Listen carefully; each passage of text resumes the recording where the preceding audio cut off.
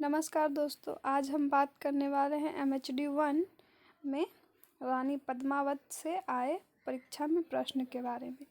तो हमारे परीक्षा में इससे प्रश्न आता है, पद्मावत में निहित लोक तत्व का परिचय दीजिए।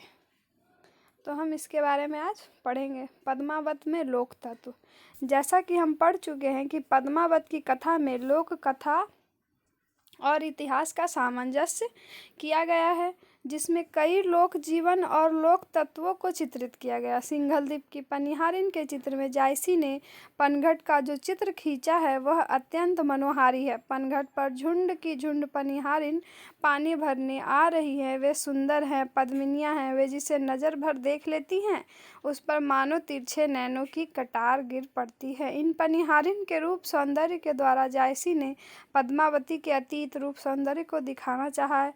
जिस राजकुमारी की पनिहारिनें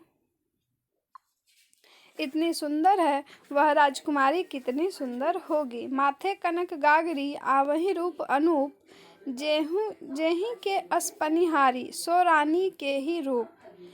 इसी तरह जायसी ने पद्मावती के विवाह के समय हल्दी लगाने की रस्म का भी सुंदर चित्रण किया है और इसके बाद विवाह के दृश्य द्वारा भारतीय स्त्रियों को पूरी तस्वीर प्रस्तुत कर देते हैं।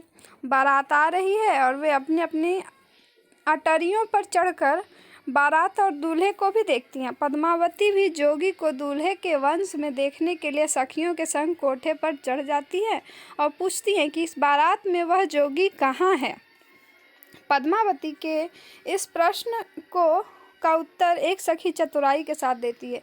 जस रवि देखूं उठे प्रभाता, उठा छत्र तस बीच बराता। ओही मांझ भा दुल्हा सोई, और बारात संग सब कोई।